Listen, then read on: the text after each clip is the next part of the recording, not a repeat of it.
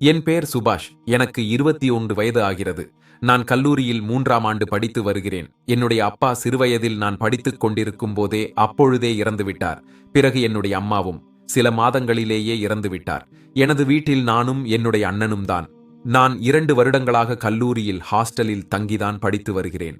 அப்பொழுது என் நண்பர்கள் எனக்கு மது பழக்கம் மற்றும் போதைப் பொருள் பழக்கத்தை செய்ய பழகிவிட்டார்கள்.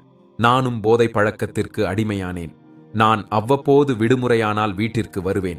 என் அண்ணன் என் மேல் மிகவும் பாசமாக இருப்பார். ஒரு நாள் கல்லூரியில் விடுமுறை விட்டவுடன் நான் எனது வீட்டிற்கு வந்தேன். அப்பொழுது வெளியிலிருந்து கதவை தட்ட என் அண்ணனும் அண்ணியும் கதவை திறந்தார்கள். உடனே என் அண்ணன் என்னை கட்டி அணைத்து என்னிடம் நலம் விசாரித்தார். ஏன் இப்படி இழைத்து இருக்கிறாய்? ஹாஸ்டலில் ஒழுங்காக சாப்பிடுகிறாயா இல்லையா என என்னிடம் கேட்டார். நான் நன்றாகத்தான் சாப்பிடுகிறேன் என்று. பிறகு என்னிடம் என் நண்பர்களைப் பற்றி விசாரித்துவிட்டு என்னிடம் பேசிக்கொண்டே இருந்தார். உடனே என் அண்ணி, அப்படி வெளியே நின்று பேசிக் கொண்டிருந்தால் எப்படி உங்களுக்கு சாப்பாடு ரெடி செய்வது? உள்ளே வாங்க என்று எங்கள் இருவரையும் கூப்பிட்டார்.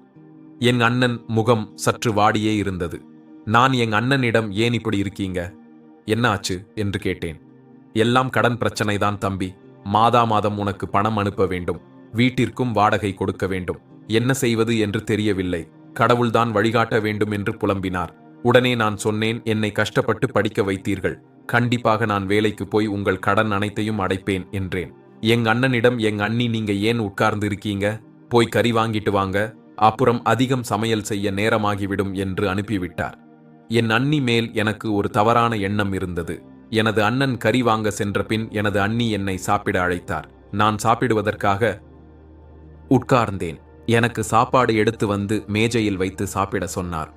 இதோ கை கழுவி விட்டு வருகிறேன் அண்ணி என்று என் கையில் இருக்கும் போதை பவுடரை எடுத்து வாயில் வைக்க எனக்கு அதிகமான போதை ஏறியது. போதை ஏறிய எனக்கு நிதானம் இல்லாமல் அந்த மேதையில் வந்து அமர்ந்து என் அண்ணி ஊட்டி விடுவதைப் போல நினைத்து கொண்டு சாப்பிட்டேன். பின் இரவு நேரத்தில் என் அண்ணனும் அண்ணியும் பேசிக் கொண்டிருப்பதை நான் சுவர் ஓரமாக நின்று கேட்டேன். அவர்கள் நமக்கு திருமணமாகி 2 வருடம் ஆகிறது. ஆனால் இன்னும் குழந்தை பிறக்கவில்லை. நாம் ஒன்று சேரவில்லை என்றால் எப்படி நமக்கு குழந்தை பிறக்கும் என்று என் அண்ணி கூற, என் அண்ணன், இவ்வளவு கடன் இருக்கிறது. என் தம்பியை படிக்க வைத்துக் கொண்டிருக்கிறேன். இதெல்லாம் முடிந்த பிறகுதான் நம் குழந்தை பெற்றுக்கொள்ள வேண்டும் என்று கூறினார். அதை கேட்டதும் என் அண்ணிக்கு மனம் வாடிப்போனது. என் அண்ணன் பெயர் தந்துரு. என் அண்ணியின் பெயர் மாலா. மறுநாள் விடிந்ததும் என் அண்ணன் வேலைக்கு சென்று விட்டார். நானும் என் அண்ணி மட்டுமே வீட்டில். என் அண்ணி துணி துவைப்பது, பாத்திரம் கழுவுவது என வேலைகள் செய்யும் போதெல்லாம் நான் அவருக்கு உதவி செய்வது போல அவரை தப்பான எண்ணத்துடன் பார்த்து வந்தேன்.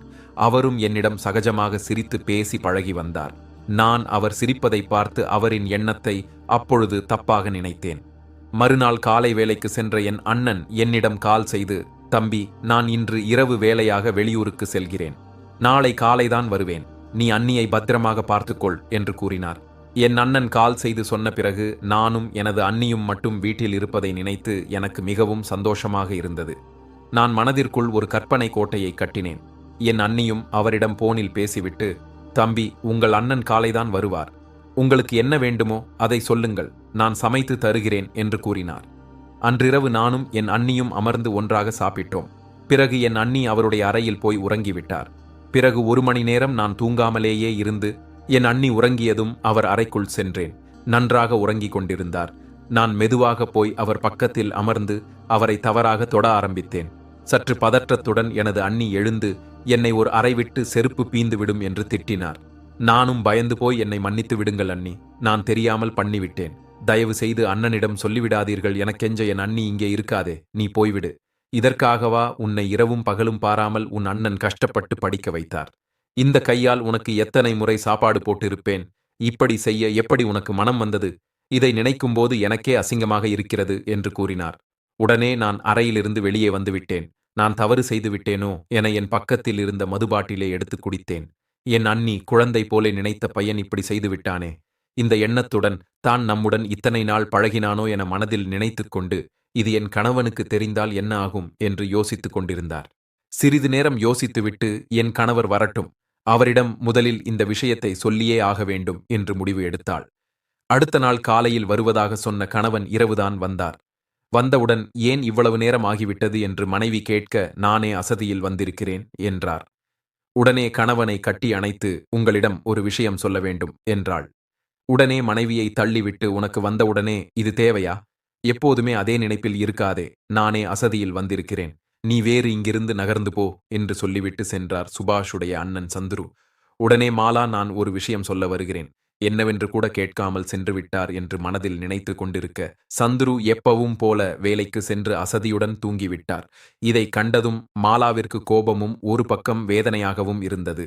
அன்று இரவு மாலாவின் மனம் மாறி சுபாஷை போய் பார்த்து, நீ செய்ததில் எந்த தவறும் இல்லை. நீ என்னை என்ன வேண்டுமானாலும் செய்து கொள். உனக்கு நான் தானே வேண்டும். என்னை எடுத்துக்கொள் என்று சுபாஷிடம் மாலா கூறினாள். சுபாஷுக்கு பயம் போய் சந்தோஷம் வந்தது. அதுக்கு அடுத்த நாளே, நான் ரோட்டு ஓரமாக சென்று கொண்டிருந்தேன். எனது அண்ணனும் அண்ணனுடைய நண்பனும் பேசிக் கொண்டிருந்தனர். அவற்றில் சுபாஷ் என்று என்னுடைய பெயர் அடிபட்டது. உடனே அவர் பேசிக் கொண்டிருக்கும் இடத்திற்கு பக்கத்தில் ஒரு ஆட்டோவின் ஓரமாக நான் நின்று அதை கேட்க என் அண்ணனிடம், அவர் உன்னுடைய தம்பி போதைப் பொருளுக்கு அடிமையான ஒருவர், அதுவும் இல்லாமல் பெண் விஷயத்திலும் அவர் கொஞ்சம் மோசம் என்று என் அண்ணனிடம் கூற, நீ பொய் சொல்லாதே, என் தம்பி குழந்தை மாதிரி என்று கூறினான். உடனே என் அண்ணனின் நண்பன், நீ உன் தம்பியையும் உன் மனைவியையும் வீட்டில் தனியாக விட்டுச் சென்று விடுகிறாய், பார்த்துக்கொள் என்றான். என் மனைவி மிகவும் தங்கமானவள், அவளையும் குறை கூறாதே என்று கூறினார். என் மனைவி நிறைய பேசுவாள். ஆனால் என்னை எந்த இடத்திலும் விட்டுக் கொடுத்தது கிடையாது. என் மேல் அவ்வளவு காதல் வைத்திருக்கிறாள். நீ யாரையும் பற்றி தவறாக கூறாதே என்று அவன் மேல் கோபப்பட்டான். ஆட்டோவின் பக்கத்தில் ஒளிந்திருந்த சுபாஷ் இதை கேட்டு உடைந்து போனான். உடனே வீட்டிற்கு வந்து அண்ணியை தனியாக கூப்பிட்டு, நான் உங்களிடம் அப்படி பழகியது மிகவும் தவறு. அண்ணன் தன் நண்பனுடன் பேசியதை நான் கேட்டேன். நம் இருவரையும் அவர் ஆழமாக நம்புகிறார். நாம் அவருக்கு செய்வது மிகவும் துரோகம். நான் இதுவரை எவ்வளவு தவறு செய்திருக்கிறேன். ஆனால் எதையுமே நான் குற்றமாக பார்த்தது கிடையாது. ஆனால் அண்ணன் வாயிலிருந்து என்னை நம்புவதாக கூறும்போது எனக்கு உயிரே